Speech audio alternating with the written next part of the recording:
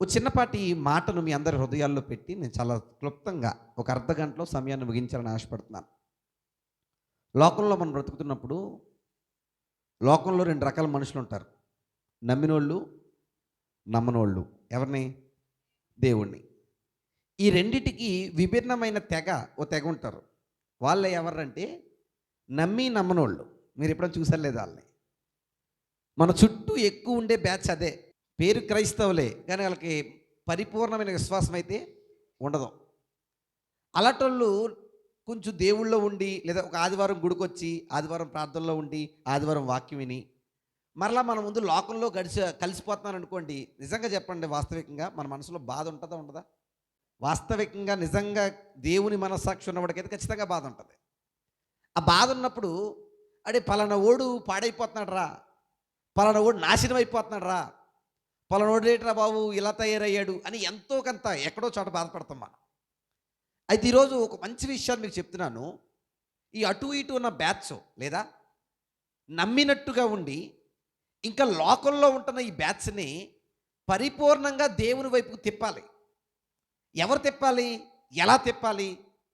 అసలు వాళ్ళు పరిపూర్ణంగా దేవుళ్ళలోకి రావాలంటే ఏం చేయాలో మనకు అర్థం కావడానికి ఒక చిన్న విషయాన్ని మీ మధ్య జ్ఞాపకం చేస్తాను. జాగ్రత్తగా మనసు పెట్టండి.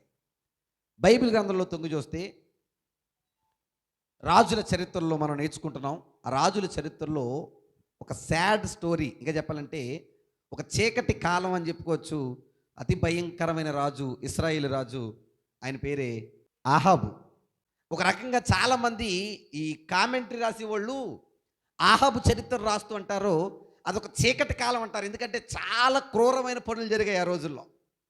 ఈ ఆహాబు కూడా సొంత పాలన ఏమీ చేయలే. దేవుడు చక్కటి అధికారం ఇస్తే ఓ రకంగా అనకూడదు కానీ భార్య కొంగు చోటుని బతికాడు ఈయన. ఎవరు? ఆహాబు. బైబిల్ అంటాడు ఆయన కోసం మాట్లాడుతూ అమ్మేసుకున్నాడంట. ఎవరికి? భార్యకి. ఎక్కడన్నాడు ఆ మాట? ఒకసారి చూద్దాం, చూడండి. ఆ మాట చదివినప్పుడు చాలా బాధ అనిపిస్తుంటుంది నాకు. ఎక్కడది? రాజుల మొదటి గ్రంథం 21వ అధ్యాయం చూడండి ఎంత దారుణంగా దేవుడు మాట్లాడుతున్నాడు ఆహాబుని. 25వ వచనం చూద్దామా? 21, 25 వెరీ గుడ్. 25. తన భార్య అయిన యెజబేలు ప్రేరేపణ చేత యెహోవా దృష్టికి కీడు చేయు తన్ను తాను అమ్ముకొనిన. ఏం చేశాడంట? తాను ఎవరి కోసం? భార్య కోసం. నా మాట మీకు అర్థమైందా లేదా? భార్య కోసం తాను అమ్మేసుకున్న. ఏం అమ్మేసుకున్నాడు? దేవుడిచ్చిన అధికారాన్ని. దేవుడిచ్చిన అధికారాన్ని అమ్మేసుకున్న ఒక భయంకరమైన క్రూరుడు, మూర్ఖుడు ఎవర్రా అంటే ఆహాబు. ఆయన అంత భయంకరంగా పరిపాలిస్తున్న కాలంలో ఒక అద్భుతమైన సంఘటన ఆయన కాలంలో చోటు చేసుకుంది. ఇంతకీ ఆ సంఘటన చోటు చేసుకుంది ఎక్కడరా అంటే కర్మేలు పర్వతం మీద. ఏంట్రా కర్మేలు పర్వతం మీద అంటే, ఈ కర్మేలు అనే పర్వతం మీద ఒక సేవకుడు ఒక గొప్ప కార్యాన్ని చేస్తాడు. మైండ్ బ్లోయింగ్ అనమాట ఆ కార్యం. ఇందుకే ఆ కార్యాన్ని చేసిన సేవకుడు పేరు ఏం పేరు అంటే ఆయన పేరే ఏలియా. అందరూ చెప్పండి, ఏం పేరు? ఏలియా. ఎంతమంది తెలుసు ఏలియా? అందరికీ తెలుసు, నాకు తెలిసి. ఏలియా మాట్లాడుతుంటాడు ఆయన కొరకు, నేను రోషము కలిగిన వాడిని అంటాడు. ఏం కలిగినోడంట? రోషం. ఎక్కడన్నాడు ఆ మాట? చూద్దాం. 19వ అధ్యాయం 14వ వచనం చూద్దాం. అందుకతడు, ఇశ్రాయేలు వారు నీ నిబంధనను త్రోసివేసి నీ బలిపీఠములను పడగొట్టి నీ ప్రవక్తలను ఖడ్గము చేత హతము చేసిరి. సైన్యములకు అధిపతిగు దేవుడగు యెహోవా కొరకు మహారోషము గలవాడనై నేనొక్కడనే ఉన్నానంటున్నాడు ఈయన. ఎవరు? ఏలియా. ఏం కలిగి? రోషం. చాలామంది ఈ మాట మీద పాటలు కూడా రాశారు. ఏమనంటే రోషము కలిగిన సేవకుడా లేదా క్రైస్తవుడా అని చాలామంది పాటలు రాశారు. రకరకాల సందర్భాల్లో ప్రసంగాలు కూడా చేశారు ఈ మాటల్లో. ఇప్పుడు మీ అందరూ మాట్లాడుతున్నాను, ఎందుకంటే ఏలియా కలిగిన రోషం ఏమై ఉంటుంది? చాలామంది ఈ రోషం అనే మాటని, ఏలియాకున్న రోషం అనే మాటను పట్టుకొని ఏలియాకండి చాలా కోపం అండి, ఏలియాకి చాలా పొగరండి, ఏలియా ఫలానా అండి ఫలానా అని చెప్పిన వాళ్ళు కూడా చాలామంది వచ్చారు. అయితే ఈరోజు బాగా మనసు పెట్టండి, ఏలియాకున్న రోషం ఏంటో కూడా మనకి ఈ సందర్భం బట్టి అర్థమవుద్ది. ఇంతకీ ఏలియాకున్న రోషం ఏంటయ్యా అంటే, ఇప్పుడు మనందరం వెళ్దాం కర్మేలు పర్వతం దగ్గర అసలు ఏం జరుగుతుందో చూద్దాం. అందరూ తీయండి రాజుల మొదటి గ్రంథం 18వ అధ్యాయం. ఇక్కడ ఇందాక 2 రకాల బ్యాచ్లు అనుకున్నాం కదా మనం. అలాంటి 2 రకాల బ్యాచ్లు ఇశ్రాయేలీలో కనబడుతున్నారు ఇక్కడ. ఎలాంటి వాళ్ళు 21వ వచనం నుంచి చూద్దాం. ఏలియా జనులందరి దగ్గరకు వచ్చి, వెరీ గుడ్, ఎన్నాళ్ళ మట్టుకు మీరు 2 తలంపుల మధ్య తడబడుచుందురు. అంటే జనాలకి ఎన్ని తలంపులు ఉన్నాయి? ఏటవి? అదీనండి గారు, ఇదీనండి అంటాం కదా మనం. అంటే జనాలకు ఒక 2 ఆలోచనలు ఉన్నాయి. ఇప్పుడు ఈ సిచ్యువేషన్ని తన పక్కనున్న జనాన్ని చూస్తున్నాడు ఈయన. ఎవరు? ఏలియా. చూస్తూ వాళ్ళతో మాట్లాడుతున్నాడు. మీకు ఎన్నాళ్ళు 2 ఆలోచనలు, ఎన్నాళ్ళు 2 తలంపులు? యెహోవా దేవుడైతే ఆయనను అనుసరించండి. ఎవరిని? ఈయనే నమ్మండి అంటలే. మరలా మీరు గమనించండి ఆ మాటలో. ఒక మంచి విషయం చెప్తాను ఇప్పుడు మీకు. ఈయనే నమ్మండి అంటలేదు. యెహోవా దేవుడైతే ఆయన నమ్మండి, లేదు బయలు దేవుడైతే ఏంటండి వారిని అనుసరించుడని ప్రకటన చేయగా, జనులు అతనికి ప్రత్యుత్తరముగా ఒక్క మాటైనను ఎటువైపుకి వచ్చారు ప్రజలు? ఏలియా వైపుగా అటువైపుకా? మాట్లాడలేదు మీరెవరు. ఏలియా వైపుకి వచ్చారా అటువైపుకి వచ్చారా? గాడల్లో ఉండిపోయారు అందరూ కూడా కాదు. నేను చెప్పండి, మన చుట్టూ ఉన్న బ్యాచ్ ఈ బ్యాచ్ కాదు. అయితే ఇటు రండి, లేదా అటు ఉండండి. ఇటు వత్తలేదు, అటు వట్టలేదు. నేను చెప్పండి, ఇప్పుడు ఇలాంటి వాళ్ళు చూసినప్పుడు మనం ఏం చేస్తాం చెప్పండి? మాట్లాడాలి మీరంతా. బాధపడతాం, కృంగిపోతాం. ఇంకా చెప్పాలంటే ఆడు అటు ఇటు ఉన్న ఆయన చూసి 100 డిజైన్లు చేసేసి ఆడు చెడ్డోడు అంటాం, లేకపోతే ఇంకోటి అంటాం, తిడతాం, ఇంకో రకంగా దూషిస్తాం. ఇలా ఏవేవో చేస్తాం. కానీ నిజంగా మనస్ఫూర్తిగా చెప్తున్నాను, అసలు అటు ఉన్నవాడిని ఇటు తీసుకురావడానికి ఏ ప్రయత్నం కూడా మనం చేయమండి. ఈరోజు మన చుట్టూ ఎలాంటి మనుషులు ఉన్నారో, ఆ రోజు ఏలియా కాలంలో కూడా తన చుట్టూ ఉన్న బ్యాచ్ సేమ్. వాళ్ళకి ఎన్ని తలంపులు అంట? 2 తలంపులు. అంటే 2 పడవల మీద కోలేస్తున్నారు వీళ్ళు. ఇలాంటి మనుషులు చూసి మాట్లాడుతున్నాడు ఏలియా. అయితే అటన్నారండి, ఇటన్నారండి అన్నారు. మీరు నమ్మండి, అసలు ఒక్కడ కూడా మాట్లాడలేదంట. ఎవరు మాట్లాడితే? ఏలియా మాట్లాడితే. అయితే జస్ట్ కొన్ని వచనాలు దాటేటప్పటికి ఏం జరుగుతుందో చూడండి. ఎన్నో వచనం అది? 30వ వచనం. 30వ వచనం. అప్పుడు అమ్మ, ఇప్పుడు మనం ఎంత చదివింది ఏ వచనం? 21వ వచనం. Very good. ఇప్పుడు ఎన్నో వచనం ఇది? మధ్యలో ఎన్ని వచనాలు తేడా? వెరీ గుడ్, 9 వచనాలు. 9 వచనాల తర్వాత ఏం జరిగింది? అప్పుడు ఏలియా నా దగ్గరికి రండని జనులందరితో చెప్పగా, జనులందరూ అమ్మాయి మార్చేశాడా? 9 వచనాల క్రితం, అంటే మన భాషలో ఒకే టైం అది, ఒకే కాలం అది, పగలే ఒకే 1 గంటలో జరుగుతుంది అనుకోండి ఒక గొడవ అంతా. కొన్ని నిమిషాల క్రితం మీరు అటన్నా ఉండండి, ఇటన్నా ఉండండి అని ప్రజలకు చెప్తే వాళ్ళు అటు వెళ్తలేదు, ఇటు వెళ్తలేదు, మధ్యస్థ స్థితిలో ఉన్నారు ప్రజలు. అలాంటి మధ్యస్థంగా ఉన్న మనుషుల్ని అసలు మార్చడం అసాధ్యం. అసలు మార్చలేము. ఇప్పటికీ చూడండి, ఎంతమందికి చెప్తాము ఒరే ఏదో వైపు ఉండరా అని. ఎంతోమంది ఇంకా మారణ మన చుట్టూ ఉన్నారు. కానీ నిజంగా చెప్తున్నాను, ఆ కొద్ది నిమిషాల్లో ఏం జరిగిందో తెలియదు. కానీ మొత్తం జనాలందరూ ఓ సైడ్కి వచ్చేసారు. అది కూడా ఏ సైడ్కి? దేవుని వైపుకి. ఎవరి వైపుకి? ఏలియా వైపు. అంటే ఎవరి వైపు? దేవుని వైపుకి. Very good. నేను అంటాను, ఏం చేసుంటే ప్రజలందరూ వచ్చేసి ఉంటారంటారు? బైబిల్లో ప్రతి సందర్భం పాఠమే. ఆ సందర్భాలు చదువుతున్నప్పుడే బైబిల్లో ఉన్న కొన్ని విషయాలు మనకు బాగా అర్థమవుద్దండి. మళ్ళా చెప్తున్నాను, బైబిల్లో ఒక పొల్లు కూడా అనవసరంగా రాయలే. మనం చరిత్ర తెలిసిందే అనుకుంటాం, కానీ అందులో తెలియాల్సిన విషయాలు ఎన్నో దేవుడు దాచిపెట్టాడు. అవే మనకు పాఠాలు.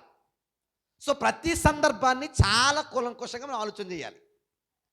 9 వచనాల క్రితం, అంటే కొన్ని నిమిషాల క్రితం, అటు ఇటు ఉన్న మనుషులు, ఎటువైపు వెళ్ళని మనుషులు, 2 పడవల మీద కాళ్ళేసిన మనుషులు, 2 రకాల స్థితులు కోరుకున్న మనుషులు కొన్ని క్షణాలు గడవగానే దేవుని వైపుకి వచ్చేసారు. అంటే వారి బ్రతుకు మారిపోయిందా? ఎస్, మారింది. వారి దారి మారిందా? మారింది. వారి ఆలోచన మారిపోయిందా? మారిపోయింది. ఏం చేసుంటే ఏలియా వీళ్ళు మారారో చెప్పండి. ప్రార్థన చేశాడు. Very good. ఇంకా ఎవరైనా? అంటే చిన్నప్పటి నుంచి అన్నాం కదా, ఈ చరిత్ర మనందరం మీ ఎదుగుతుంది కదా. ఏం చేశాడంటే, అమ్మ బాగానండి, మీరు ఏం చేశాడంటే, ఒక ఎద్దుని తీసిరండి, నాకో ఎద్దు, అవతల ఉన్న వాళ్ళకి ఒక ఎద్దు ఇవ్వండి, దాన్ని ఫుల్గా తడపండి, నేను ప్రార్థన చేస్తాను, నిప్పు వస్తుంది. వాళ్ళ ప్రార్థన చేస్తే నిప్పు వస్తుందో లేదో చూద్దాం. నేను ప్రార్థన చేస్తే వచ్చిందంటే మా దేవుడే యెహోవాయే నిజమైన దేవుడు అనే కార్యాన్ని అక్కడ చేయలేదు. అందరికి వందనాలు. అందుకే నేను ఏమంటానంటే, సందర్భాల్ని స్కిప్ చేయకుండా జాగ్రత్తగా చదివితే బైబిల్ అర్థమవుద్ది. మీ అందరూ ఒక మంచి గొడవ చెప్పనా, ఇంతకీ అక్కడ ఏలి అద్భుతం చేయలే. చాలామంది ఏమంటారంటే, అద్భుతం చేయగానే మనుషులు మారిపోయారు అంటారు. అందుకే ఈరోజు చాలామంది ఏం నమ్ముతున్నారు తెలుసా, అద్భుతాలు. ఇప్పుడు గాడాల్లో కూడా ఉన్న పలంగా అందరూ చర్చలు రావాలంటే నేను చేయగానే క్యాన్సర్లు ఎగిరిపోవాలి. అందరికి వందనాలు. నిజంగానండి, ఈరోజు జనాలు ఎంత బూటకాలు నమ్ముతున్నారు. కానీ ఒక విషయం గుర్తుపెట్టుకోండి, ఏదో జరిగితేనే ప్రజలు దేవుణ్ణి నమ్ముతారు అన్నది బూటకం. ఏలియా అటు ఇటు ఉన్న బ్యాచ్ని కొన్ని క్షణాల్లో ఒక వైపుకి మార్చేశాడు, అది దేవుడి వైపుకి. ఏం చేసావయ్య అంటే అందరూ అనుకుంటాం, ఇక్కడ ప్రార్థన చేసి నిప్పుని రప్పించేశారు కదండి, అందుకే మారిపోయారండి అని అంటున్నారు. ఇంకో విషయం చెప్పనా, అసలు మారేటప్పటికి ఇంకా ఏలియా ప్రార్థనే చేయలేదు, నిప్పే రాలేదు. చదువుదాం ఒకసారి, చదువుదాం, అందరూ తీయండి. 22వ వచనం నుంచి చదువుదాం. అప్పుడు ఏలియా యెహోవాకు ప్రవక్తలైన వారిలో, అమ్మ ఇక్కడ మీరు బాగా గమనించవలసిన ఇష్యూ ఏంటంటే, ఏలియా క్యారెక్టర్. ఏం గమనించాలి? ఏలియా యొక్క క్యారెక్టర్ అంటే ఆయన వ్యక్తిత్వం. ఎవరిది? ఏలియాది. ఏటా వ్యక్తిత్వం? చూద్దాం, చూడండి. నేను ఒక్కడనే. ఎవరి తరపు? నీకెవరు లేరా? లేరు. అటువైపు ఏమో ఎంతమంది ఉన్నారు? అయితే బయలునకు ప్రవక్తలు 450 మంది ఉన్నారు. ఎంతమంది? ఈయన తరపు ఎంతమంది ఉన్నారు? ఎవరో లేదు. ఎవరున్నారు? రండ్రా అంటే వచ్చే పరిస్థితుల్లో కూడా ఎవడో లేడు, ఒక్కడే ఉన్నాడు. న్యాయానికండి, అటువైపు ఎక్కువండి, ఇటువైపు ఒక్కలే ఉన్నాం అనుకోండి, మనం బలంగా ఉంటాం, కృంగిపోతామా? మనిషికి ఉన్న బలహీనత అదేనండి. కానీ ఒక విషయం చెప్పనా, నువ్వు ఒక్కడవే ఉన్నావు అనుకుంటున్నావేమో కానీ అసలు నీ వెనకున్న దేవుణ్ణి మర్చిపోతున్నావు. అవునా? ఒక ఆయన భక్తుడు రాస్తూ అంటాడు, 1000 మంది నా మీదకి వచ్చిన, 10,000 మంది నా మీదకి వచ్చిన నేనేం చేయను? భయపడను. ఎందుకంటే నేను మహోన్నతుని చోటునున్నానంటాడు ఆయన. ఏ చోటనా? అంటే నా వెనకున్న బలం ఎవరు అంటే, మీరు గమనించండి, ఈరోజు మనం ఒక్కరేమే ఉన్నామని బాధపడక్కర్లేదు, ఒక్కరేమైనా కృంగిపోక్కర్లేదు, నీరసించిపోక్కర్లేదు. మనం ఎప్పుడు గుర్తుంచుకోవాల్సిన విషయం ఏంటంటే, నేను ఒంటరిని కాదు, నా వెనక ఎవరున్నారు? నా దమ్ము, నా దేవుడు, నా ధైర్యం, నా బలమైన. ఏలియా దొమ్మదే, నేను ఒక్కడనే ఉన్నాను, మీరు 450 మంది ఉన్నారు, అయినా నేను భయపడను. ఓ పని చేద్దాం. ఏం చేద్దాం? మాకు 2 ఎడ్లు ఇయ్యడి, వారు వాటిలో ఒక దానిని కోరుకొని, మళ్ళీ ఇదే ఎద్దు కాదు, ఏ ఎద్దు కావాలో కూడా వాళ్ళ ఇష్టం. ఎంత దమ్ముగా మాట్లాడుతున్నాడు చూడండి. మీకు ఏది కావాలో సెలెక్ట్ చేసుకోండి, కోరుకొని దానిని తునకలగా చేసి క్రింద అగ్ని ఏమీ వేయకుండానే దానిని కట్టెల మీద ఉంచవలెను. 2వ ఎద్దును నేను సిద్ధము చేసి. ఏమండి, ఈ సందర్భం అంతా మనకు తెలిసిన చదువుతాం, ఎందుకంటే చాలా బాగుంటుంది ఈ సందర్భం. ఈ సందర్భం చదువుతున్నప్పుడు నిజంగా పౌరుషం రావాలి మనకి. ఒక క్రైస్తవుడు, ఒక దేవుని బిడ్డ ఎలా బ్రతకాలో చెప్తుంది ఈ సందర్భం. ఏమండి, ఒక దాని మీద ఏం చేసి కట్టెల మీద ఉంచవలను. 2వ ఎద్దును నేను సిద్ధము చేసి క్రింద అగ్ని ఏమీ వెయ్యకుండానే దానిని కట్టెల మీద. ఒక ఎద్దు వాళ్ళకి ఇవ్వండి, ఒక ఎద్దు నాకు ఇవ్వండి. ఒక ఎద్దును వాళ్ళు రెడీ చేస్తారు, ఒక ఎద్దును నేను రెడీ చేస్తాను. దానికి మంట పెట్టొద్దు, నా దానికి కూడా మంట నేను పెట్టను. తర్వాత, మీరు మీ దేవత పేరును బట్టి ప్రార్థన చేయుడి, నేనైతే ఎవరిని బట్టి. ఏమండి, ఈ మాటల్లో ఏం కనబడుతుంది మనకి? ఏలియాకున్న కాన్ఫిడెన్స్ కనబడుతుంది. కాదు, మీరు ఎద్దునివ్వండి, 450 మంది ఉన్నారు, నేను ఒక్కడనే ఉన్నాను, తడిపివ్వండి. మళ్ళీ వాళ్ళు ఏం మాట్లాడలే, తడిపివ్వండి, మంట పెట్టకండి, వాళ్ళ దేవతను బట్టి ప్రార్థన చేయమనండి, మా దేవతను బట్టి నేనేం చేస్తాను? ప్రార్థన చేస్తాను అని చెప్పేసి 25వ వచనం. అప్పుడు ఏలియా బయలు ప్రవక్తలను పిలిచి, మీరు అనేకులై ఉన్నారు కనుక మీరే మొదట కోరుకొని సిద్ధము చేసి దేవత పేరును బట్టి ప్రార్థన చేయుడు.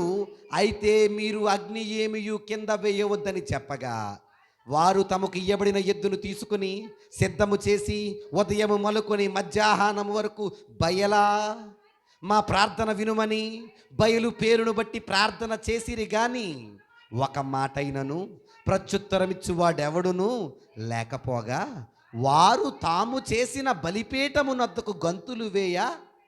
ఇంక ప్రార్థన చేశారు పని అవుతలేదంట. ఇంకేమేస్తున్నారంట? పోనీ అల్లరి చేస్తానో వస్తాడేమో. ఎవరు? దేవుడు. గొంతులేస్తున్నారంట. ఆ కిందకి ఇంకా చెబుతా అంటాడు, రక్తాలు వచ్చినట్టు కొట్టేసుకుంటున్నారంట. వారి శరీరాలు కొరడాలతో కొట్టుకుంటున్నారంట. ఏరాబామంటే ఏం చేసినా రప్పించాలి. ఎవరిని? అక్కడ ఉంది ఎంతమంది? ఇప్పుడు ఈ పని చేస్తున్న ఎంతమంది? 450 మంది అడావుడు చేస్తే అసలు ఎలా ఉంటుంది చెప్పండి? 450 మంది. ఇప్పుడు 450 మంది గొంతులేస్తున్నారంట, కేకలేస్తున్నారంట, కొరడాలతో కొట్టుకుంటున్నారంట, కోసేసుకుంటున్నారంట. ఈ బాబోయ్ బోళ్ళు అంత అడావుడు చేస్తున్నారంట. ఇన్ని చేసినప్పుడు నిజంగానండి ఎక్కడో ఉన్నవాడైనా కదిలి రావాలి. కానీ అక్కడ అసలు కదలడం కాదు కదా, మెదలడం కూడా ఏమీ లేదంట. ఏరా బాబు అంటే అవన్నీ వాస్తవమైనవి కాదు. కానీ జనాలు దానికి ఎంత అడావుడు చేస్తున్నారు చూడండి. ఆ మాట మీకు అర్థమైంది లేదా? సరే, ఈలోపు ఏమైందంట? ఏలియా గారు చూడండి, మళ్ళీ వాళ్ళకి డైలాగులు వేయడం చూడండి. మధ్యాహ్నము కాగా 27 వచ్చిన మధ్యాహ్నము కాగా ఏలియా వాడు దేవుడై ఉన్నాడు, వినపట్లేదేమో ఇంకా గట్టికారని అంటున్నాడంట ఈయన. ఎవరో నేను చెప్పండి, 450 మంది ఒకేసారి మీదడిపోతే ఈయన పరిస్థితి ఏంటి? కానీ ఎంత కాన్ఫిడెన్సో చూడండి, ఎంత ధైర్యమో చూడండి. వినబట్లేదేమో ఇంకా గట్టి కేకలేయండి. తర్వాత ఒకవేళ నిద్రపోచున్నాడేమో, దూరముగా ఉన్నాడేమో, ప్రయాణము చేస్తున్నాడేమో, నిద్రపోతున్నాడేమో, తెలుసు లేపవలసి ఉన్నదేమో అని అపహాస్యము.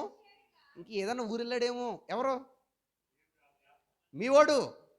మీరు మాట్లాడుతుంది వినబట్లేదేమో, లేదేమో పడుకున్నాడేమో. మీరు ఏం చేయండి? ఇంకా గట్టిగా అరవండి. ఎవరు లేపుతాడు? వీళ్ళు అనీకోలు నిజం చెప్పండి, వాళ్ళు అంతసేపు ఉదయం మొదలుకొని మధ్యాహ్నం దాకా చేస్తున్నారు. అప్పటికే విసుకొచ్చేసి ఉంటుంది. ఈయన మాటలకు ఏమైపోయి ఉంటారు? కాదు, అసలు పరిస్థితులు మీరు గమనించండి అంటున్నాను. కానీ విచిత్రుడు చెప్పమంటారా? అక్కడ 450 మందికైనా ఓపిక తగ్గుతుంది, కానీ ఈయనకి దమ్ము తగ్గట్లేదు, ఓపిక తగ్గట్లేదు. ఒక విషయం చెప్పనా, ఎదుటోడు ఏదైనా చేస్తున్నాడు అనుకోండి, వాడు నెగ్గడం నెగ్గపోవడం పక్కన పెట్టండి, మన వంతు వచ్చేటప్పటికి సగం కంగారుతో చచ్చిపోతాం మనం. విచిత్రం ఏంటంటే 450 మంది చేస్తున్నా, అంత అడావుడి చేస్తున్నా ఈయనకి చిన్న బెదురు కూడా లేదు. ఎవరికి? ఏలియాకి. ఎలా అంటే కాన్ఫిడెన్స్. ఎవరి పట్ల? దేవుని పట్ల. సరే, ఇప్పుడు ఏమైందంట? వాళ్ళందరినీ ఎటకారం చేశాడు. వారు మరిగట్టిగా, ఈయన అన్ని కొలిది కేకలు రేచిపోతున్నారు. వాళ్ళు మరిగట్టిగా కేకలు వేయగా రక్తము కారు మట్టుకు వారు తమ మర్యాద చెప్పున. అయ్యయ్యో, ఎంత మానసికంగా రెచ్చగొట్టేస్తున్నాడు చూడాలి ఈయన. ఎవరు? ఏలియా. కత్తులతోనూ ఏంటండి శస్త్రములతోనూ తమ దేహములను కోసుకొనుచుండిరి. ఈ ప్రకారము మధ్యాహ్నమైన తరువాత అస్తమయమును నైవేద్యమును అర్పించు సమయము వరకు వారు ప్రకటన చేయుచూ వచ్చిరి గాని మాటైనను ప్రత్యుత్తరమిచ్చువాడైనను లక్ష్యము చేసిన వాడైనను లేకపోయెను. మొత్తానికి వాళ్ళ వంతు అయిపోయింది. ఇప్పుడు చదవండి 30వ వచనం. అప్పుడు ఏలియా దూడను తీసి దూడని కట్టెల మీద పెట్టి నీళ్ళు చల్లండి అని చెప్పి కాల్చి, కాలాక నా దగ్గరికి రండి అన్నాడా? ఉందండి అక్కడ? లేదు. ఏం చేశాడంట? అప్పుడు ఏలియా. ఎప్పుడు? అద్భుతం చేశాక, చేయకముందా? వెరీ గుడ్, చేయకముందే. అప్పుడు ఏలియా నా దగ్గరికి రండి అని జనులందరితో చెప్పగా జనులందరూ అతని దగ్గరికి. Very good. ఇప్పుడు జనాల్లో మారింది ఎవరిని బట్టి? అద్భుతాన్ని బట్ట, ఏలియాలో ఉన్న కాన్ఫిడెన్స్ని బట్ట? అంతేనా? కాదండి? వాస్తవికంగా ఆలోచన చేయండి. చాలామంది సందర్భంలో అక్కడ చేసిన అద్భుతాన్ని బట్టి అనేక మంది మారిపోయారు. ఎవరి వైపుకి అన్నట్టు మాట్లాడతారు. ఇంకా అద్భుతం చేయలే ఏలియా. అక్కడ అంత సీన్ జరుగుతున్నా ఈయనలో ఎక్కడో కూడా దేవుని పట్ల ఉన్న విశ్వాసం కోల్పోవట్లే. ఎవరు? ఆ కోల్పోని తత్వాన్ని చూసి ఎటెల్లాలో అర్థం కాని మనుషులందరూ కూడా వచ్చేసారండి. ఎవరి వైపుకి? ఎవరిని చూసి? ఇంకా దేవుడి కార్యం జరగలేదు అక్కడ. అంటే మీరు అర్థం ఏంటంటే, ఇంతమందిని అటు ఇటు ఉన్న ఈ ప్రజలని దేవుని వైపుకి నడిపించింది ఎవర్రా అంటే, ఏలియా కలిగి ఉన్న విశ్వాసం లేదా నమ్మిక లేదా కాన్ఫిడెన్స్. అవునా కాదండి? మాట్లాడండి, అవునా కాదండి? నేనేమంటానంటే, ఆ తర్వాత ఆ జనాలందరితో కలిసి ఇప్పుడు ఎట్టండి ఎద్దు అంటాడు. ఎద్దు ఎట్టగానే ఇప్పుడు కింద మొత్తం 2 సార్లు తడపండి అంటాడు. దేన్ని? ఆ పశువుని తడపండి, కట్టెలు తడపండి అని చెప్తాడు. తడపగానే ప్రార్థన చేస్తాడు. ఏమని కూడా ప్రార్థన చేస్తాడు తెలుసా? అయ్యా మా దేవా, నిన్ను నమ్మిన వాడిని నువ్వు అవమానపరిచేవాడు కాదు. ఇదిగో నీ పేరట ప్రార్థన చేస్తున్నావు, ఇక నీ కార్యాన్ని నువ్వు చెయ్యాలి అని ఎంతో ఆ ప్రతి మాటలో మనకు కనబడేది ఏలియాకున్న కాన్ఫిడెన్సే. ఎవరి పట్ల? దేవుని పట్ల. ప్రార్థన చేయగానే ఆకాశము నుండి అగ్ని రావడం, ఆ పశువుని కాల్చడం. అప్పుడు ఈ ఇశ్రాయేలీలందరూ కలిసి ఆ 450 మందిని చంపేస్తారు. ఆ మాట మీకు అర్థమైందా లేదా? అంటే మీరు చెప్పండి, అద్భుతాన్ని బట్టి మారారా ప్రజలు? ఏలియాకున్న విశ్వాసాన్ని బట్టి మారారా? పక్కగా దేని బట్టి? ఏలియాక నడిచిన ప్రవర్తనను బట్టి ఓ రకంగా కాదు. ఏలియా అంత భయంకరమైన సిచ్యువేషన్లో తాను బిహేవ్ చేసిన విధానాన్ని బట్టి, తాను ప్రవర్తించిన విధానాన్ని బట్టి అంతమంది ఎవరి వైపు మారారు? ఎవరి వైపు మారారు? దేవుని వైపు. అంటే మీరు చెప్పండి, ఇప్పుడు అటు ఇటుగా ఉన్న వాళ్ళు ఖచ్చితంగా దేవునిలో బలపడాలంటే దానికి దేని బట్టి మార్చేయచ్చు వాళ్ళని? వాళ్ళ ముందు మనం నడిచిన ప్రవర్తన బట్టి. అంతేనా కదండి? అదే వాళ్ళ ముందు మనం దేవుని పట్ల కలిగిన నమ్మకాన్ని బట్టి. ఒకళ్ళ ముందు నా దేవుడు నాకు ఇన్ని చేస్తాడని మనం ఖచ్చితంగా గుడ్డిగా మనం నమ్మి బ్రతుకుతుంటే, నిజంగా మనం ఎదుగుతున్నప్పుడు లేదా బలపడుతున్నప్పుడు నడిపించబడుతున్నప్పుడు అవతలోడికి ఆటోమేటిక్గానే తెలియకుండా ఏమొస్తుంది తెలుసా? నిజమో రోయ్, మనం ఎవరు నమ్ముకోవాలి? దేవుడు నమ్ముకోవాలి. కానీ ఈరోజు నీ పక్కింటోడే నిన్ను చూసి నమ్మలేకపోతున్నాడంటే, దేవుడి దగ్గర రాలేకపోతున్నాడంటే అర్థం ఏంటంటే ఎక్కడో ఎవరి లోపం కూడా ఉంది. అది మనం గమనించాలంటున్నాను నేను. మీకు విషయం చెప్పనా? కువైట్ దేశంలో పక్క పక్కనే ఇల్లు ఉంటాయి, కానీ ఎప్పుడు కూడా భారతదేశంలో ఉన్నంత దుస్థితి రాదు అక్కడ. ఏంటనుకుంటున్నారు? మన ఇంట్లో మన ఊర్లో మన దేశంలో పక్క పక్కన ఇల్లు ఉన్నాయనుకోండి, ఖచ్చితంగా పక్కింటికి మనకి ఏముంటుంది? ఏదో చోట కూడిపెట్ట అవతలకి వెళ్ళిందనో, ఆ ప్యాంట్ యువతలకు వచ్చిందనో ఏదో గొడవ ఉంటుంది, ఉండదా? ఇప్పటికీనంట ఎవరో ఒక ఆయన చెప్తున్నాడు మన కువైట్ ఆయన మాట్లాడుతూ, పక్క పక్కనే అన్ని ఇళ్ళున్నా ఎప్పుడు పక్కింటి వాళ్ళతో గొడవలు ఉండమాట. ఎవరికి? కువైట్ వాళ్ళకి. నిజంగా. రెండోది, వాళ్ళకి భోజనం అంట ఎప్పుడు కూడా ఎవరి కాళ్ళే వచ్చి చేసిపోరంట. చక్కగా కుటుంబం అంతా కలిసి కూర్చొని తింటారంట. ఏది? భోజనం. మూడోది, ఒకవేళ పొరపాటున భోజనం మిగిలితే వాళ్ళ దగ్గర పని చేస్తున్న పనులకి ఇచ్చి తినేయమంటారు, కానీ ఫ్రిడ్జ్లో పెట్టండి రేపు చూద్దాం అన్నారంట. ఎవరు? అది ఆర్థికంగా చాలా బలపడ్డ దేశం. మనకి 280 రూపాయలు, వాళ్ళకి ₹1. అంతే కదండి? మనకి 280, వాళ్ళకి ₹1. అంటే చూడండి ఎంత స్పీడ్గా ఉందో. కానీ ఎప్పుడు కూడా అంత ఖరీదుగా వాళ్ళు ఉన్న వాళ్ళ క్రమాన్ని కలిగి ఉంటారు. ఎందుకో చెప్పనా మీకు? వాళ్ళందరూ కూడా దేవుని పట్ల చాలా క్రమంగా ఉంటారు. ఎందుకు? వాళ్ళ దేవుడు ఎవరు తెలుసు మీ అందరికీ. వాళ్ళకున్న నియమ పుస్తకం ఏదంటే ఖురాన్. ఆ ఖురాన్లో ఉన్న నియమం ఏంటంటే, నీ పక్కోడితో నువ్వు ఏం పడకూడదు? గొడవ పడకూడదు. నీ పక్కోడిని ఏం చేయాలి? ప్రేమించాలి. ఇది ఎక్కడుంది? వాళ్ళ పుస్తకంలో ఉంది. ఖచ్చితంగా పాటిస్తున్నారా? పాటిస్తున్నారు. మరి మన భారతదేశంలో ఎందుకు కొడుకు చచ్చిపోతున్నారంటే, మన దగ్గర ఉన్న మన పుస్తకంలో మన దేవుడు మనకి అంతలా రాసిపెట్టినా మనం ఏం చెయ్యందాన్ని. అందుకే మన జీవితాలు చాలామంది ఇంకా అనుకున్నాయి. మీరు గమనించుకోండి, ఎప్పుడు కూడా అసలు కనీస ఏంటంటే ఎవిడెన్స్ లేని పుస్తకాలను కూడా చాలామంది గుడ్డిగా పాటిస్తున్నారు. కానీ ఇన్ని ఆధారాలతో బైబిల్ బయట ఉంటుంటే దీన్ని కనీసం పాటించలేని వాళ్ళు ఉన్నారండి. ఇంకా పాటించకపోగా అది అవునా కాదా, ఇది కరెక్టా కాదా అన్న ప్రశ్నలు దేని మీద? బైబిల్ మీద. ఎంత అమూల్యమైన గ్రంథాన్ని పాటించే పరిస్థితుల్లో మనం ఉన్నామండి. ఏవేవో గ్రంథాలను పాటిస్తున్న వాళ్ళు ఎందరో ఉన్నారు, కానీ అసలు సిసలైన దైవ గ్రంథాన్ని మన చేతుల్లో పెట్టినా దాన్ని పాటించలేని దౌర్భాగ్య స్థితిలో ఉన్నాం. మరి మన పరిస్థితులు ఎలా ఉన్నప్పుడు మన చుట్టుపక్కల ఉన్న వాళ్ళు మనల్ని చూసి మారతారంటారా, మారంటారా? ఖచ్చితంగా మారే అవకాశం అయితే లేదు. బైబిల్లో కూడా కొన్ని మాటలు చెప్పాడు, మీకు చూపిస్తాను. ఒకసారి తీర్థం తీయండి. ఫిలిప్పీలకు రాసిన పత్రిక 2వ అధ్యాయం తీద్దాం అందరూ కూడా. 14-15 వచనాలు చూద్దాం. చూడండి అందరూ కూడా. మనుషుల్ని ఎలా మార్చాలో, ఎవరు మార్చాలో, ఈ ప్రార్థనకు రాని వాళ్ళని ఎవరు రప్పించాలో, అటు ఇటుగా ఉన్న వాళ్ళని ఎవరు సరి చేయాలో, వాక్యం ఏమని సెలవిస్తుందో అందరూ తీర్థం తీయండి. మనం ఏమనుకున్నాం అంటే ఆడికి తెలిసి వస్తుందండి, ఆడే సరి అవుతాడండి అన్నాం మనం. కానీ బైబిల్ ఏం చెప్తుంది చూడండి. ఫిలిప్పీలకు రాసిన పత్రిక 2వ అధ్యాయం 14 నుంచి చదువుదాం. 14 నుంచి. మీరు మూర్ఖమైన, ఎలటోలటండి మనం ఉన్న ప్రజలు, మూర్ఖమైన వక్రజనము మధ్య ఏంటండి, నిరపరాధులను, నిష్కలంకులను, అనింజులైన దేవుని కుమారులగునట్లు సనుగులను, సంశయములను మాని సమస్త కార్యములను చేయండి.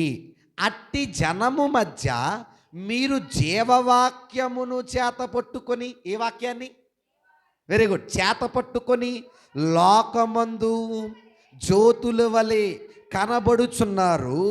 అందువలన నేను వ్యర్థముగా పరిగెత్తలేదనియు, నేను పడిన కష్టము నిష్ప్రయోజనము కాలేదనియు, క్రీస్తు దినమున నాకు అతిశయ కారణము కలుగును. ఈ వ్యర్థమైన లోకంలో నేను చాలా చక్కగా నడిచాను. ఎందుకంటే ఈ మూర్ఖుల్ని, వక్రజనాన్ని మార్చాల్సింది ఎవరు? నేనే అంటున్నాడు పౌలు గారు ఇక్కడ. నేను పరిగెట్టిన పరుగు పాడవలేదు. నన్ను బట్టి అనేక మంది ఏమవ్వాలి? మారాలి. అందుకే మీరు మాని వాక్య ప్రకారం నడుచుకునే ప్రయత్నం చెయ్యండి అంటున్నాడు. ఎక్కడ? బైబిల్లో. ఇంకో వచనం తీద్దాం, అందరూ తీయండి. ఇంకొక విషయం తీద్దాం. పేతురు రాసిన మొదటి పత్రిక 2వ అధ్యాయం 12వ వచనం. పేతురు రాసిన మొదటి పత్రిక. కొన్ని వచనాలు మీరు చూడాలి. ఎందుకంటే వాళ్ళు అటు ఇటు ఉన్నారు అయ్య గారు, వాళ్ళు రావట్లేదు అయ్య గారు, వాళ్ళు సరవట్లేదు అయ్య గారు, మనం వాళ్ళు ఎలా సరి చేయాలి? బైబిల్ చెప్తుంది. ఏలియా ఎలా సరి చేశాడో మనకు అర్థమైతే మనం కూడా ఇలాంటి వాళ్ళు ఎలా మార్చాలో మనకు తెలుస్తుంది. ఏమంటే చదువుదామా? 12వ వచనం ఏంటండి? అన్యజనులు మిమ్మును ఏ విషయములో దుర్మార్గులని దూషింతురో ఆ విషయములో వారు మీ సత్క్రియలను చూచి వాటిని బట్టి, వేటిని బట్టి? మనం చేస్తున్న సత్క్రియలంటే మంచి క్రియలా? సత్క్రియ అంటే మంచి క్రియలా? కాదండి. సత్క్రియలు అంటే అర్థమేంటి? మంచి పనులు అని అనుకోండి, మన దృష్టిలో మంచి ఒకటి ఉంటుంది. ఏటా మంచి? ఎవరి జోలికి వెళ్ళకే, మనకెందుకు, ఇది మన దృష్టిలో ఏంటి మంచి. కానీ బైబిల్ మంచి అది కాదు కదా. సత్క్రియలు అంటే అర్థం. సత్ అంటే సత్యము, సత్యం అంటే ఒకే ఒకటి వాక్యము. సత్క్రియలు అంటే అర్థం ఏంటంటే వాక్యానుగుణమైన క్రియలు. ఎందుకంటే నీకు మంచి వేరే ఉంటుంది, కానీ వాక్యానికి అది మంచి కాకపోవచ్చు. మరి ఏ మంచి చేయాలి? వాక్యములో ఉన్న మంచి మాత్రమే చేయాలి. ఏమంటాడండి? సత్క్రియలను బట్టి చూచి వాటిని బట్టి దర్శన దినమున దేవుని మహిమపరిచినట్లు వారి మధ్యను మంచి ప్రవర్తన గాలవారై ఉండవలెనని మిమ్మును బట్టి ఏం చేస్తున్నాను? నిజంగా మనస్ఫూర్తిగా మనస్సాక్ష్యమే చేసుకుని మాట్లాడితే మన వల్ల జనాలు బలహీనం అవుతున్నారా లేదండి? నేనేమంటున్నానంటే మనం అనేక మందిని బలహీనపరిచే స్థితిలో ఉండకూడదండి. నువ్వు ఒక్కడ ఉన్నా వేల మందిని మార్చే క్యారెక్టర్ నీలో ఉండాలి. ఆ మాట మీకు అర్థమైందా లేదా? ప్రార్థనకు రానులు కూడా రప్పించడానికి ఏం చేయమంటాడు చూడండి ఒకసారి. అది కూడా చూద్దాం. హెబ్రీలకు రాసిన పత్రిక తీసారండి 10వ అధ్యాయం. ఏమండి? 24వ వచనం. కొందరు మానుకొనుచున్నట్టుగా సమాజముగా కూడుట మానక, కొందరు మానేస్తున్నారు. అలా మానొద్దు, హెచ్చరించుచు ఆ దినము సమీపించుట మీరు చూచిన కొలది మరి ఎక్కువగా అలా చేయుచు ప్రేమ చూపుటకును. మళ్ళీ ఇక్కడ అదే మాట. ఏ కార్యము అంటే దేని ప్రకారం? అంతే, వాక్య ప్రకారం చెయ్యటానికి ఒకరినొక్కడు పురికొల్పవలెనని. మర్చిపోకు, నీ ప్రవర్తనను బట్టి నీ పక్కోడు మారాలి. మార్చే విధంగా మన ప్రవర్తన ఉండాలి. అంతేనా కాదండి? ఓవరాల్ అల్టిమేట్ కంక్లూజన్ అదే. దేవుడు ఆ వాక్యం అంటే ఏలియా అతి భయంకరమైన కాలం అది. ఆహాబు కాలం అంటే మళ్ళీ చెప్తున్నాను, ఇందాక చెప్పాను కదా, ఒక చీకటి కాలం. అందులో దేవునికి బలం లేదు, దేవునికి అసలు సపోర్టే లేదు. ఒకే ఒక్కడైనా ఎవరు? ఏలియా. వేల మంది అటువైపు ఉన్నారు, వేల మంది తప్పులు చేస్తున్నారు, వ్యతిరేకులు ఉన్నారు. ఆ టైంలో ఒక్క చిన్న పొరపాటు ఏలియాలో ఉన్న అన్ని వేల మందికి రక్షణ, శిక్షణ, ఖచ్చితంగా శిక్షే. కానీ చూడండి, అన్ని వేల మందిని అద్భుతం చేసో ఏదో చేసో కాదు మారుస్తా, తను నిలబడి దేవుని కోసం తను మాట్లాడుతున్న టీవీ, ధైర్యం, నమ్మిక అనేక మందిలో ధైర్యాన్ని పుట్టించేసాయి. మనం కూడా ఎవరు నమ్ముకోవాలరా? దేవుడు నమ్ముకోవాలరా. ఈరోజు మన ప్రవర్తన ఎంతమందిని నమ్మేటట్టు చేస్తుంది? మన ప్రవర్తన, మన మాట, మన చేత, మన ఉద్దేశం, మన ఆలోచన, మన నడవడిక ఎంతమందిని దేవుడి దగ్గర రప్పిస్తుంది? ఇదే పెద్ద ప్రశ్న. ఈ ప్రశ్నకు సమాధానం నీ దగ్గర ఉంటే మరలా చెప్తున్నాను, నువ్వు దేవుని దృష్టిలో గొప్పవాడివే. లేదు, ఎవడు గొడవ వెళ్ళకపోతే నాకు ఎందుకండి, నేను వెళ్ళానా, నేను కూర్చోనన్నా వచ్చేసాను అనుకుంటే, నేను చెప్తున్నాను, దేవుడు ఆ బాధ్యత మనకిచ్చాడు అనే విషయం మనం మర్చిపోయినట్టే. ఏ బాధ్యత? అనేక మందిని మనం బలపరచవలసిన బాధ్యత. బైబిల్ కూడా మనం ఎప్పుడో మాట్లాడుతున్నాం కదా, మీరు మంచం కింద కొంచెం కింద దీపం పెట్టి ఎక్కడ ఎట్టకూడదు? కొంచెం కింద ఎట్టకూడదు, మంచం కింద కొంచెం కింద ఎట్టకూడదు అంటారు కదా మత్తయి సువార్తలో 5వ అధ్యాయంలో. అక్కడ ఏమంటాడు? మనుషులు మీ సత్క్రియలను బట్టి పరలోకమందున్న మీ తండ్రిని మహిమపరిచినట్లు వారి ఎదుట మీరు అట్టి ప్రవర్తన గలవారై ఉండండి. అంటే అనేక మంది దేవుని వైపు మారాలన్నా, నడవాలన్నా, దేవుల్లో నిలబడాలన్నా, వాళ్ళని మీరు నడిపించాలన్నా వాళ్ళ ముందు మనం ఎలాంటి ప్రవర్తన కలిగి ఉండాలి? అట్టి విధమైన ప్రవర్తనే కలిగి ఉండాలి. ఒకే ఒక చిన్న మాట చెప్పి ముగించేస్తానండి. నువ్వు ఎందుకు ఎంత ఇదిగా చెప్తున్నావు అంటే మళ్ళీ చెప్తున్నాను, అది కోపం కాదు కానీ అదే రోషం. క్రైస్తవుడికి ఉండవలసిన రోషం. ఒక మాట చెప్పి ముగించేస్తానండి. నాకు సరదాలు ఉంటాయి, నాకు షికార్లు ఉంటాయి, నాకు మనస్సాక్షి ఉంటుంది, నాకు ఎంజాయ్మెంట్ ఉంటుంది. కానీ ఎప్పుడు నేను ఏ పని చేద్దాం అనుకుని ఏమనుకొచ్చింది తెలుసా? అదిగో నా భార్య ఉంది. ఆవిడెవరు కాదు, ఒకప్పుడు పరిపూర్ణంగా, అంటే చిన్నప్పటి నుంచి క్రైస్తవురాలు కాదు. ఇప్పుడు నేను చేసే ఈ స్టెప్, రాంగ్ స్టెప్ ఎవరిని బలహీనపరిచేద్ది? ఖచ్చితంగా నా భార్యని బలహీనపరిచేద్దేమో అన్న ఒక భయంతో 24 గంటలు నన్ను నేను నలగొట్టుకుంటూనే ఉంటాను. ఎవరి ముందు? నా భార్య ముందు. ఎందుకంటే నా మూలంగా నా భార్య ఏమవకూడదు, దేవుల్లో బలహీనం అవ్వకూడదు. అలా మన కుటుంబాల్లో అనుకున్నా చాలండి, బయట గొడవలు వదిలేండి పోని, అవునా కదండి? నా మూలంగా నా భర్త ఏమవకూడదు, బలహీనం అవ్వకూడదు. నా మూలంగా నా బిడ్డలు ఏమవకూడదు, బలహీనం అవ్వకూడదు. కానీ ఈరోజు మనమే మన కుటుంబాన్ని మన మాటలతో, మన చేష్టలతో, మన ప్రవర్తనలో బలహీనపరిచేస్తున్నాం. వాళ్ళని బలహీనపరిచేసి వాళ్ళని వెనక్కి నెట్టేసి మనం బయలుదేరి వచ్చేస్తున్నాం. ఎక్కడికి? గుడికి. దానివల్ల ఏం ఉపయోగం? అంతేనా కదండి? కానీ దేవుడు వాక్యం అంటుంది, నీ ప్రవర్తన అనేక మందిని ఏం చేసేయాలి? మార్చాలి. అలా మార్చాలంటే నువ్వెంత ఖచ్చితంగా ఉండాలి, ఎంత నమ్మకంగా ఉండాలి? ఎవరిలో? దేవుళ్ళో. అర్థమైందా లేదా నా మాట మీకు? చాలామంది అంటుంటారు, చిన్ని చిన్ని కష్టాలకి నీరు గారిపోతుంటారు. నా మీద బుర్ర మీద ఎన్ని కష్టాలు ఉన్నాయో, ఏటి పిచ్చేమన్నా ఉందా నీకు, ఎందుకు ఈ వయసులో అని అంటారు. కానీ ఒక ధైర్యం నాకు ఏంటంటే, నేను నమ్మిన దేవుడు విడవడు, వదలడు, మోసం చేయడు. ఖచ్చితంగా అదే ధైర్యంతో ముందుకెళ్తాను. దేవుడే నడిపిస్తాడండి. మళ్ళీ చెప్తున్నాను ప్రతి విషయంలో. ఇప్పటికి అదే కాన్ఫిడెన్స్. ఇప్పుడు నాలో ఉన్న ఈ ధైర్యం ఆటోమేటిక్గా ఎవరికి ధైర్యం ఇస్తుంది? నా వెనకున్న వారికి కూడా ధైర్యం ఇస్తుంది. ఇస్తుంది ఇవ్వదండి? ఖచ్చితంగా. అరే అయ్యగారు, అరే ధైర్యంగా ఉన్నారా, మనం కూడా దేవుల్లో ఎలా ఉండాలి? ధైర్యంగా ఉండాలి. సో మన ప్రవర్తన కూడా అనేక మందికి అలా మాదిరిగా ఉండాలంటున్నాను నేను. మాదిరిగా ఉందో లేదో అంటే, ఇప్పుడు అటు ఇటు ఉన్న వారిని మారట్లేదంటే అందులో పెద్ద లోపం ఎవరి లోపం ఉంది? మందే. ఒప్పేసుకుందాం. ఒప్పుకోవడం తప్పేం కాదు దేవుడి దగ్గర, దాన్ని సరి చేసుకుందాం. అట్టి విధంగా ప్రవర్తించి దేవునికి అనేక మందిని దేవుని తట్టు రక్షించే విధంగా, బైబిల్ అంటారు కదా, కొందరిని అగ్నిలో నుండి లాగినట్టుగా కొందరిని లాగాలి, రక్షించాలి. ఎందుకంటే లోకం అండి, పాపం అండి. మీకు మళ్ళీ చెప్తున్నాను, పనికొచ్చేది ఏమీ లేదు. ఆ కొద్దిసేపు సంతోషం కోసం చూసుకున్నామా, జీవితం నాశనం అయిపోద్ది. అది ఏదైనా, ఒక మందు, సిగరెట్, తాగుడు, తిరుగుడు, వ్యసనం, సరదా, ఏదైనా. కానీ ఆ కొద్దిసేపు నీ శరీరాన్ని నువ్వు కష్టపెట్టుకున్నావా, మళ్ళా చెప్తున్నాను, నువ్వు అనేక మందికి మాదిరి అయిపోతావు, దేవునికి ఇష్టమైన వాడిగా మారిపోతావు. పౌలు అంటాడు కదా, నా శరీరాన్ని ఏం చేశాను నేను? నలగొట్టుకున్నాను. ఎలాగా? ఇందుకే ఏ నలగొట్టుకున్నాడు ఆయన? కత్తెట్టుకొని నరికేసుకున్నాడా? ఏదైనా తలుపు మధ్య జైలెట్టుకుని నలగొట్టుకున్నాడా? ఎలాగా? Very good. అక్కడ మీరు చదివితే సందర్భాలను చదివితే మీకు అర్థమైపోద్ది. ఈ లోకానికి వేరుగా బ్రతకడం చిన్న ఇష్యూ కాదు. ఓ చోట అంటాడు, అయ్యి బాబోయ్ ఇట్టి శరీరం నుండి నన్ను విడిపించేవాడు ఎవడు? ఎరబాబు అంటే ఈ శరీరం పాపానికి అంత ప్రేరేపిస్తుంది నన్ను. ఎవడున్నాడు విడిపించేవాడు? అయ్యా నువ్వే నన్ను విడిపించాలని దేవుని మీద ఆధారపడి బ్రతికే వ్యక్తి ఎవరు? పౌలు. ఆధారపడదాం, మారదాం. మరలా చెప్తున్నాను, మారడం అంటే గుడికి వెళ్ళడం కాదు, మారడం అంటే పాటలు పాడడం కాదు, మారడం అంటే వాక్యం వినడం కాదు, మారడం అంటే ఏదో కొద్దిసేపు కూర్చొని ఇంటికి వెళ్ళిపోవడం కాదు. మారడం అంటే ఈ బ్రతుకు వల్ల అనేక మందిని ఆయనలోకి నడిపించే విధంగా మన బ్రతుకులు ఉండడం. అలా ఉండాలంటే మనకి ఎంత చక్కటి ప్రవర్తన రావాలో, ఏలియా లాంటి రోషము మనలో పుట్టాలి. ఆ మనసును, ఆ ఆలోచనను దేవుడు మనకు దయచేయాలని కోరుకుంటూ ఈ మాటలు ముగిస్తున్నాను. విన్న మీ అందరికీ నా 2 చేతుల నుంచి వందనాలు తెలియజేసుకుని అందరికీ వందనాలండి.